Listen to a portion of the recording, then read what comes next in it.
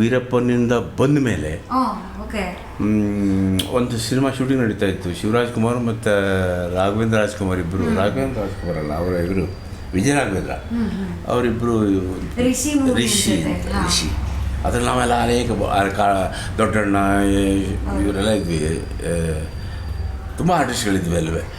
ಆವಾಗ ಅಣ್ಣವ್ರು ಬಂದಾಗ ನನಗೆ ಹತ್ತಿರ ಕೂತ್ಕೊಳ್ಳೋರು ಯಾರು ಅನ್ನೋದು ಬರುತ್ತೆ.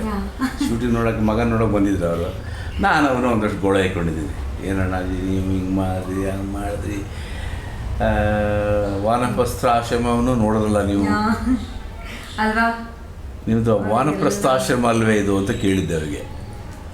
ಹೌದಪ್ಪ ಅದನ್ನು ನೋಡಿ ಆಯಿತು, ಅದನ್ನು ನೋಡಿ ಆಯಿತು ಅಂತೆಲ್ಲ ಕೆಣಕಿದ್ದೆ ಅವರಿಗೆ.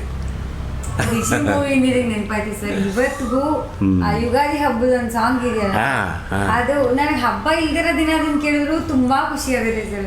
ಪರ್ಸ್ನಲಿ ತುಂಬಾ ಕನೆಕ್ಟೆಡ್ ಆ ಸಾಂಗ್ ನನಗೆ. ಹೌದು, ಅದೊಂದು ಹಬ್ಬ ಚೆನ್ನಾಗಿದೆ. ಆಮೇಲೆ ರವಿಚಂದ್ರದ ಒಂದು ಪಿಕ್ಚರ್ಲಿ ಹಬ್ಬ ಹಬ್ಬ ಅಂತ ಒಂದು ಹಾಡ್ತಾರೆ, ಅದು ಚೆನ್ನಾಗಿದೆ.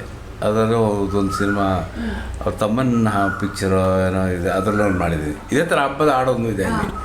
ಈ ಥರ ಯುಗಾದಿ ಹಬ್ಬಗಳನ್ನ ಮಾಡಿ 3-4 ಸಿನಿಮಾ ಬಂದಿರುತ್ತೆ ನಮಗೆ.